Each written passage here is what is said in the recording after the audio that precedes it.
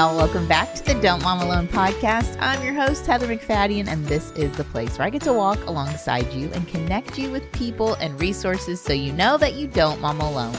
In this episode, number 477, it is week 2 of our summer of mentorship. This summer, we are going back in the archives. We are finding episodes that answer your questions. And I got so many questions about adult friendships that I thought, let's republish this conversation I had, episode 321, with licensed professional counselor Shundria Riddick. It's a great conversation, even though it happened in the midst of COVID. So much great advice on healthy ways to work through reconciliation, how to know when to walk away from a hurtful friendship, how to set healthy boundaries, how to have clarifying conversations, and even how to analyze the health of a relationship. So much more. This is such a good conversation. I wanted to bring it to your attention. Let's get right to it. Here we go. Well, as a mom, as a counselor, you know relationships are complicated. Yes, ma'am. Yes, ma'am. Very complicated. And I shared with you that, I didn't think I would get this reaction when I went on Instagram, but I'd seen somebody else's posts about not focusing on the ones who leave, but focusing on the people in our lives who show up. And I asked, have you experienced a broken friendship this year? And 2/3 Wow. of 1,500 people that responded said yes. Wow. That's a lot. Wow. That's a lot. Just over the year, the past. Yeah. Wow. Okay. So I'm sure with each one of those responses, I know there's a unique story. And I'd like to start with, I feel like God's heart is reconciliation. And that's what we desire. And I told you that I did an episode back at the end of the year on making amends. Right. Talk to us about, if someone comes into your office and there's some sort of conflict, what advice or what guidance do you give them on that reconciliation process? Well, first, I think that, many of us have friendships for different reasons and different seasons. So when people come into my office and ask, hey, I have this friendship and man, I don't know what to do with it. We're not speaking. I first just ask the health of that relationship. How did you benefit from that relationship? Does that relationship have reciprocity? Did you feel supported in that relationship? Or did you feel isolated in that relationship? Did they offer space for you to be yourself? Were you able to set boundaries in that relationship? We usually test the health of the relationship first, because sometimes relationships that end, it's okay. And sometimes people can go separate ways and it's fine. You don't have to carry the burden of that relationship. So the first thing I do really is test the health of that relationship. I love all those questions. I kind of want all those written down. Oh, my stars. That is so good. Is there some sort of, not algorithm, that sounds too scientific, but when we're considering the health of relationship, I think the Christian messaging we get is that it's not about me. I should be all the shoulds. How should, quote unquote, we protect, and like what percentage of our friendship should be in a healthy place versus an unhealthy place? Like, are there, quote unquote, ministry friendships, ones that are more life taking than life giving? Well, we hear that, Joy, Jesus first, others second, and yourself last. We hear that. Right. So often, growing up in church, I heard that so much.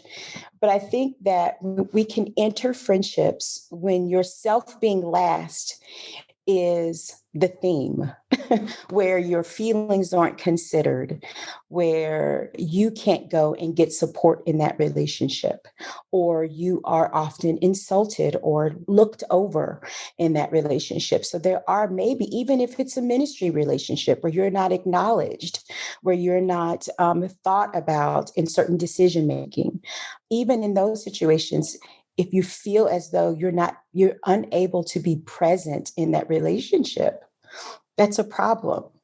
Yeah. Yeah. So as we work through, and look through our friendships and assess them yourself last. Yes, you take care of people, you make sure that they're loved while you're in that relationship. But if you don't have footing in there, and you can't set a boundary where I didn't answer the call because I was busy with the kids, and that friend is upset because you weren't there at that particular time. If they can't honor what you have going on in your life, that's not a very healthy relationship. And we're not talking about one off, like you said. Is this No, like a no. theme? This is a theme. Yeah. This is a constant. This is how you have to walk on eggshells during the relationship because you feel kind of off centered. You really don't know what the reaction is going to be. Or like a mismatch of expectations. Mismatch, just exactly, of expectations. Yeah. Exactly. So the expectation is we talk every day. Your expectation is I don't even talk to my mom once a week. So I'm speaking for myself. So, okay. So you sit down with them and you say, what is the health? And you analyze all those things. And I really do want them all written down because that was such a great list. And then what? And then once we figure out if it's a healthy relationship, we do discuss ways that you can sit down with that friend and discuss maybe some differences, maybe some preferences that you have that maybe that were different than the other person. And we just kind of make sure that you both set boundaries in that relationship. How do you set boundaries in a healthy relationship? You can say, I don't like anyone shouting. Or if we're arguing, if we have a conflict, we don't have to go straight to anger. I would like to talk. I'm not a person that yells if that person's a yeller, or, maybe I need a couple of days if I'm sick, or, things like that. You have boundaries about in your life. When all of my kids are home and we're all sitting around dinner table, I don't answer my phone. So after a certain time, so you sit down and really talk with your friends about what's going on with them and what are the hard parts in their lives and what places they would like you to honor in their lives and places you would like them to honor in your life. That's good. I'll share too a phrase that I learned through my little life team is asking or sharing, this is how I'm experiencing you. Can you share with me how you're experiencing me?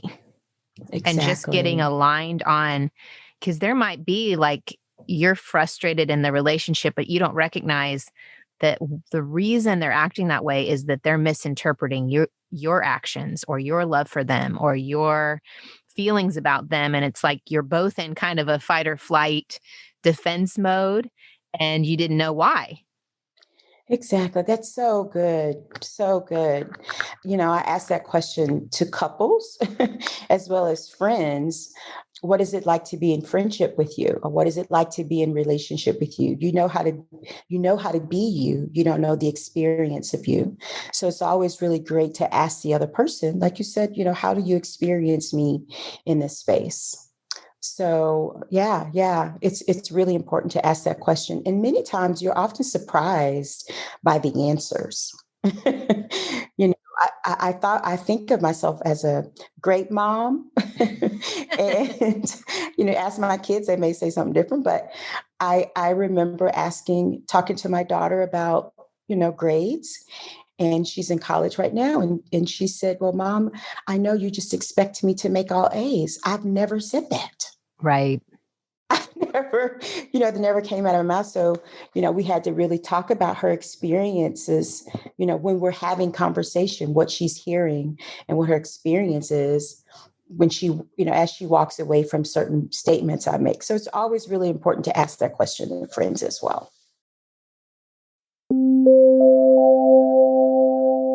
Okay, we finally hit the time of summer where Dallas chills out a bit. And I don't mean temperature wise, it's blazing hot. But what I do mean is a lot of people leave and just everything drops down a notch in pressure. I don't know if that makes sense to you, but I love that I am down to 2 makeup products, the Thrive Cosmetics Lash Extension Mascara, which I've told you about so many times, and their new Empower Matte Precision Lipstick Crayon. Okay, Thrive Cosmetics, I've told you, big fan because I don't have to skimp on quality while also wanting to keep up with my standards of clean makeup. With Thrive Cosmetics, I know all their products are certified 100% vegan, cruelty-free, zero parabens, sulfates, phthalates.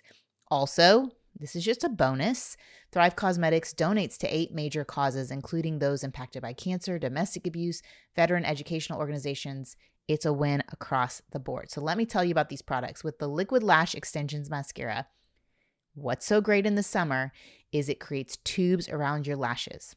No clumping. Like, when you're squinting in the sun, it's not clumping or smudging down on like your lower lid. And it's easy to come off. You just use warm water and it just like slides off your eyelashes. It also helps keep them like looking healthy because it supports them with the nourishing ingredients so they get longer and it looks like I have extensions without the pain of extensions during the summer.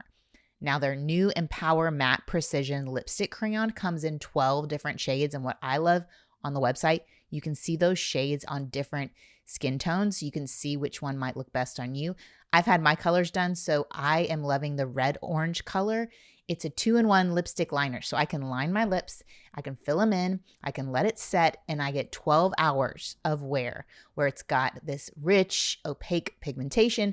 It is giving me a bold, non-sticky, velvety finish that lasts for whatever I'm doing during the day. It's awesome. So refresh your everyday look with Thrive Cosmetics, beauty that gives back. Right now, you can get an exclusive 10% off your first order at thrivecosmetics.com/DMA. That's Thrive Cosmetics, CAUSEMETICS.com/DMA for 10% off your first order.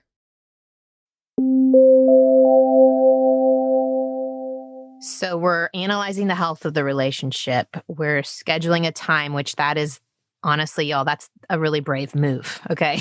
It's much easier to avoid the conflict and just walk away in some situations.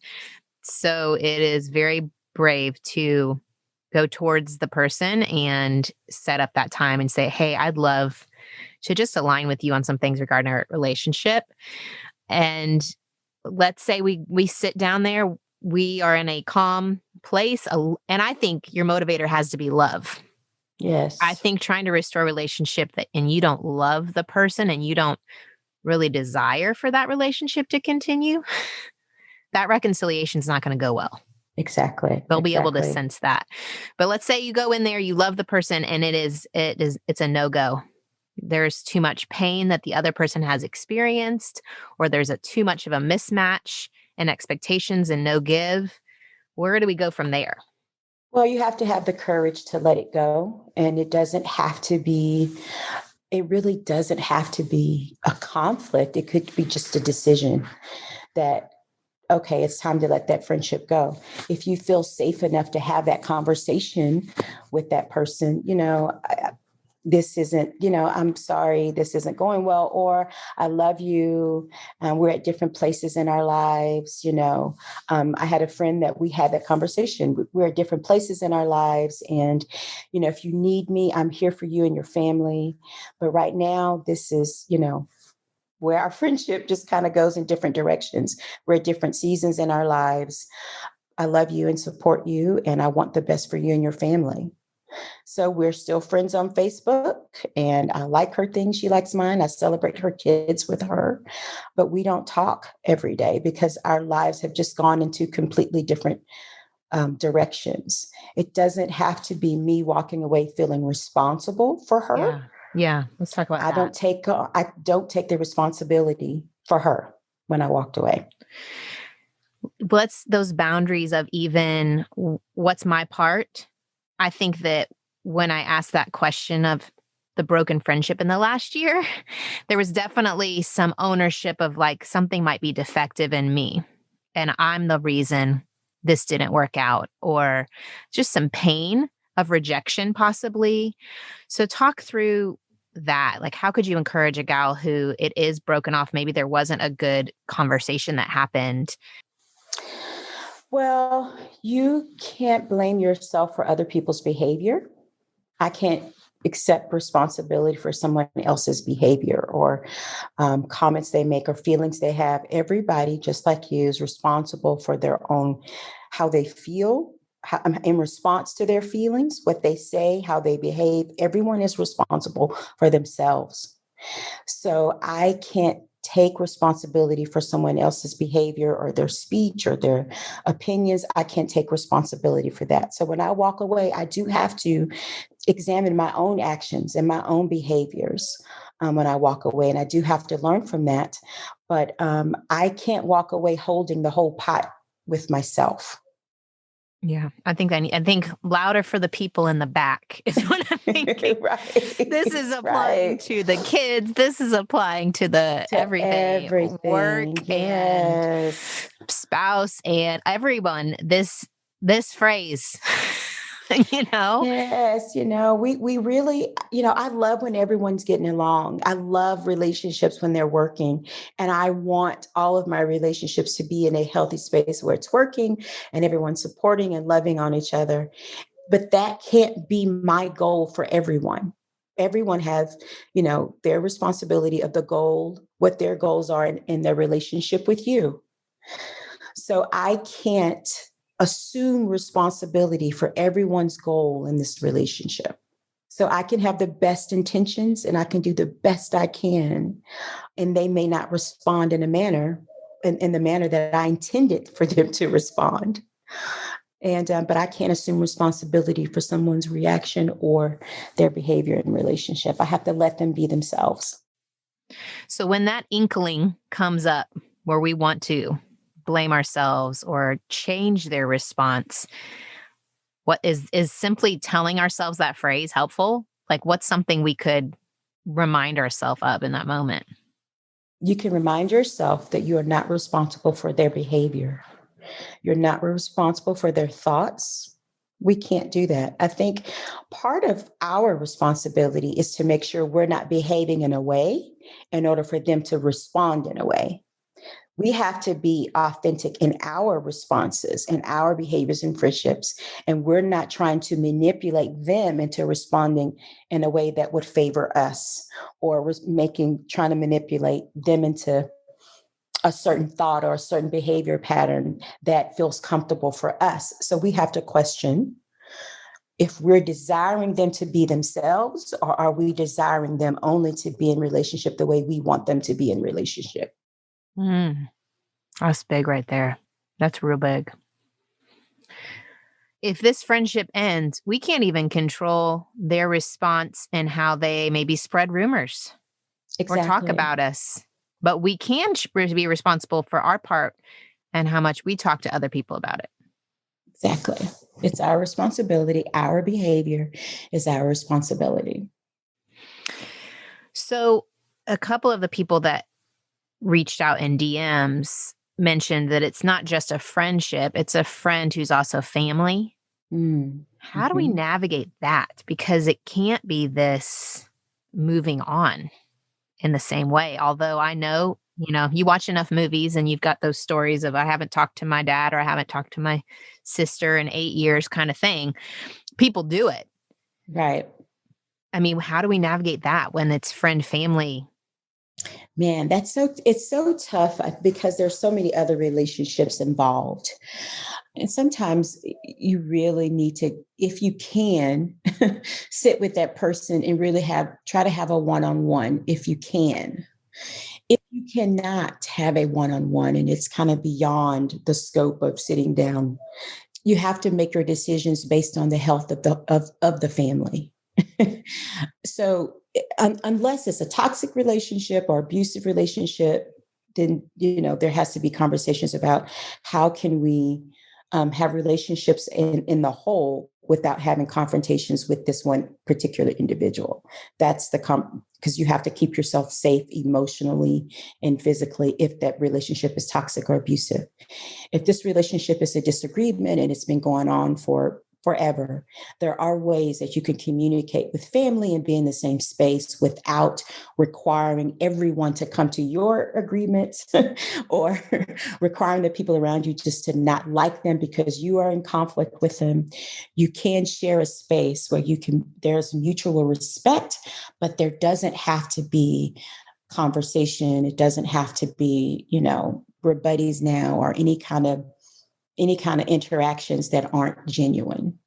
What are some of those ways you can talk to them in that space? In that space, you can just say how you're doing or how are things going with you and your family, and that's it. You don't really have to have a long conversation. Are you okay? How are the kids? It's great seeing you. Or, okay, well, that's it. And you kind of, talk among them. And it sounds funny, but it is funny, especially when it's happening, but it's okay. It doesn't have to be a conflict every time you enter a person's space that maybe you don't share the same ideas or you don't share the same views. It's okay. You can be in that space and be cordial and be okay. Doesn't have to bring you don't have to bring conflict with you every time you in the same space as that person.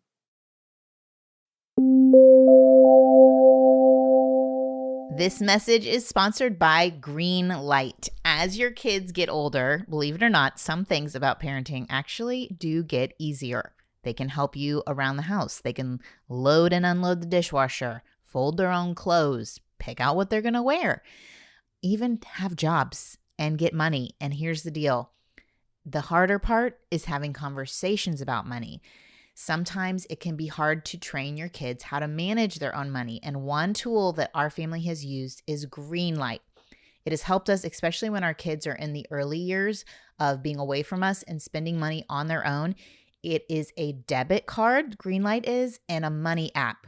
So what I love is we can see any money our kids spend from their Green Light card through our app. We can also send them money. We can keep up an allowance that regularly sends money to their individual accounts. Basically, with our Green Light account, we have 4 cards for our 4. Each boy has his own card. And if they are savers, they can see that amount build up into their account. If they want to then transfer that into a long-term savings account, they can do that. What I love is with the Green Light app, kids learn how to save, invest, and spend wisely. There's also even games through the app that teach money skills. There's a chores feature if you want to set up chores that's either one time or recurring, customized to whatever your family needs, and then it rewards them. Millions of parents and kids are learning about money on Greenlight. It's an easy, convenient way for parents to raise financially smart kids and families to navigate life together. Sign up for Greenlight today and get your first month free when you go to greenlight.com/DMA. That's greenlight.com/DMA to try Greenlight for free. Greenlight.com/DMA. Okay, a question just came to my mind, and this is really complicated, Shundria. But I did see another statistic where millennials are kind of setting boundaries or kind of quote unquote canceling their parents based on differences related to definitely within the church and how we respond to current cultural shifts and possibly even, accusing parents of being narcissistic or having other strong behavioral issues and setting that boundary and kind of not talking to their parents, but the parents not quite understanding why this is happening. Does that make sense what I'm saying? So the millennials, you have hurt me here. We disagree here. I'm setting up a boundary. I'm seeing a counselor and they're telling me you're not healthy. You're toxic for me. And then the parent does not have any grasp that they don't understand that. That's tough because It's tough, but I think it's not a one-off thing. I think it's kind of a trend right now.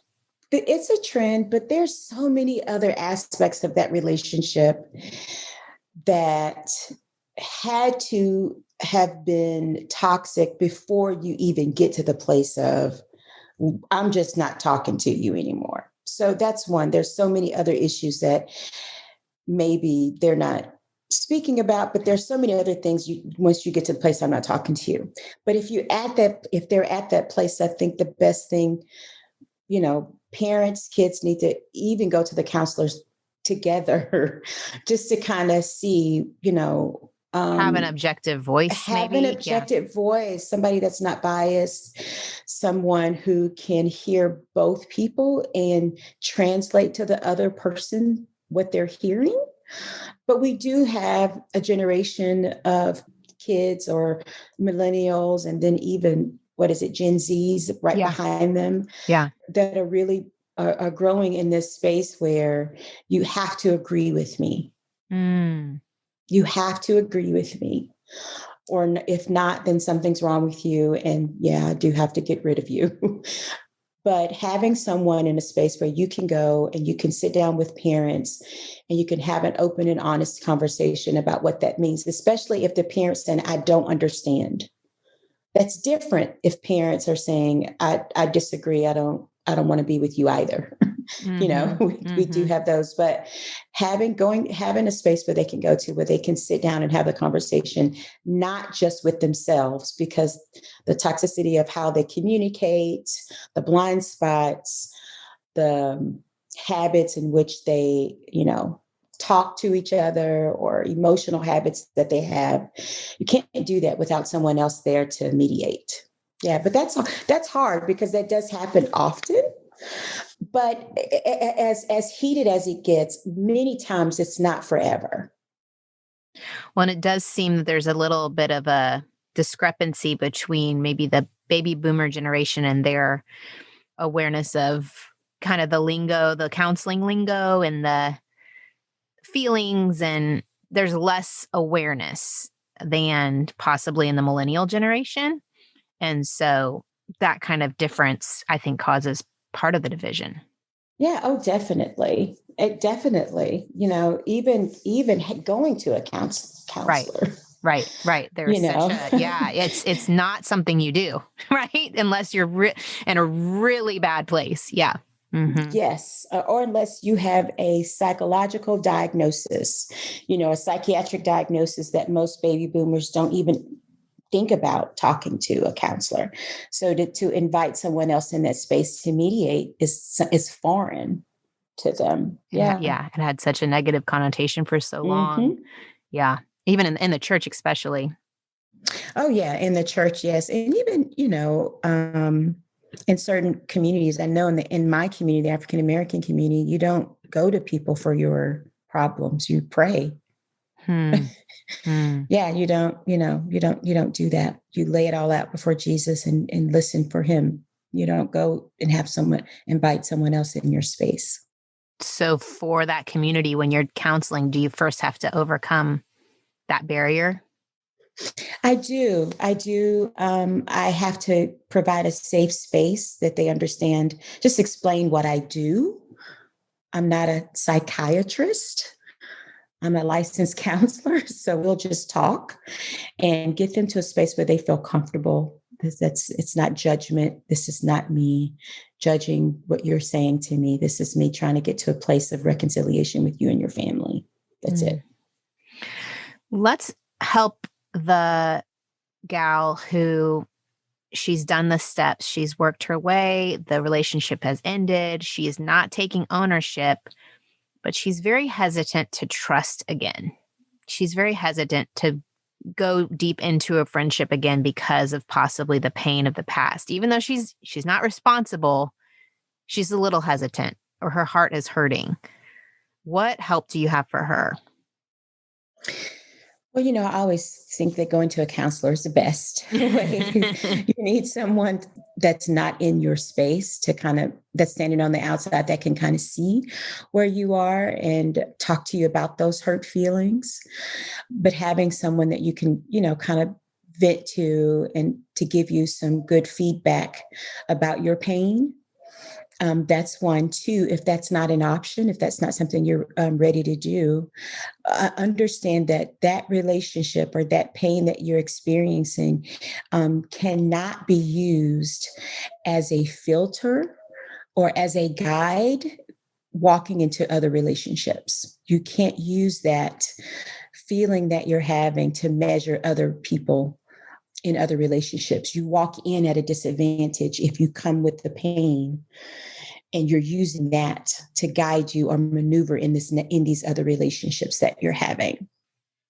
So you're already prejudging or protecting. You're not really You're not Sharing being and your vulnerable. authentic Yeah. self. Exactly. You're not walking in saying, I'm ready to be friendly. I'm ready to establish this relationship. You're coming in with things in your hand that you won't be able to meet them where they are because you're still battling with things that you came in the relationship with. So if something happens with that other person, they're at a disadvantage because you've already made the decision about what it was because of the pain that you brought into that relationship. You're misinterpreting actions. You're taking blame where there's no blame or responsibility again. That was really good advice.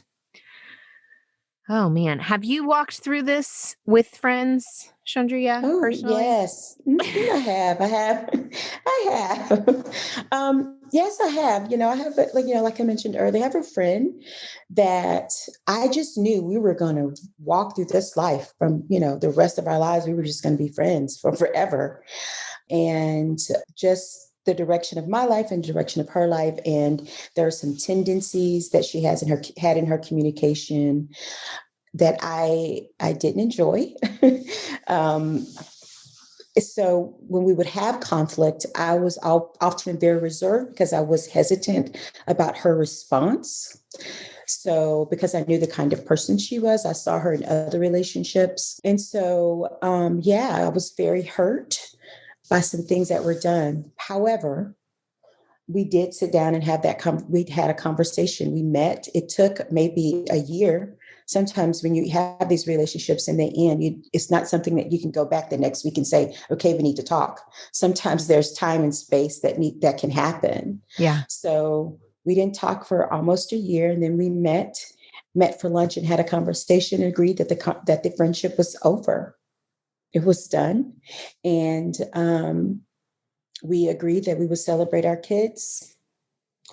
And because, we were raising kids we were in the same, some of the same things, that we would celebrate them and we would celebrate each other's accomplishments. But as far as ongoing talking on the phone and hanging out and lunches and traveling and things that we were doing together, we don't do anymore.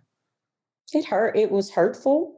I had to grieve that relationship. I had to grieve my expectations that the plans that I thought we would have together and things that I thought we would do together. I had to grieve all that. And that was hard and that was sad. But it was for the best.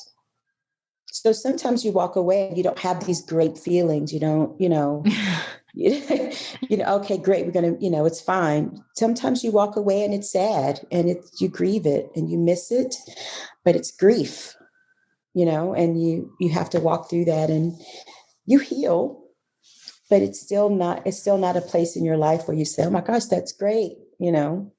Wasn't. Yeah.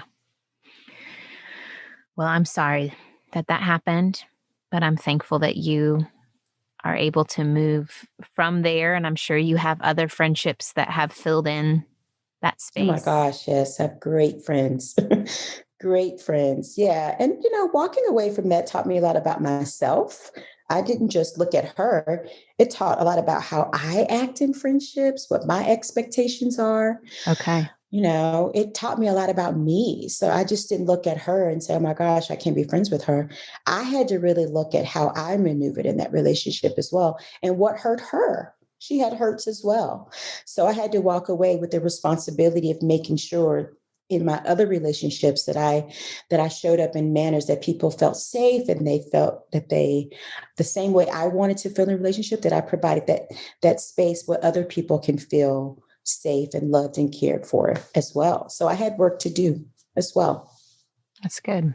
That's really good. We're all learning and growing. And yes, we are. And I feel like a lot of this brokenness in the last year too is none of us being in our best versions. So even if it's this long-term friendship you've had and all of a sudden you're like, what has shifted? What has gone wrong? Well, neither of you're probably both in a stressed out grief state. And if you don't have a healthy place to process that, it's going to come out sideways and anger and judging and critical. And I just feel like that possibility it's just ripe, like a soup, like ready. And so grace for our friendships too, that if things are different, giving that space, like you said, maybe some time, getting yourself to a healthy place, Yes. And just trying to figure out, who are you listening to? Are we maneuvering like the Lord wants us to maneuver in our relationships? We have to ask ourselves those questions, because we're listening to way too many voices. That's good. Way too many voices. And we really have to sit still and figure out who and what are you listening to? What's your reference point, and what are your expectations in those relationships? Because we have a lot of voices coming at us all day. And we have to really filter through that and say, hey, what does God's word say about this? Where do I stand in God's word on this issue or this friendship? And am I maneuvering the way the Lord wants me to maneuver in this relationship? That has to be the first place to go, because a lot of other voices just want you to agree with them.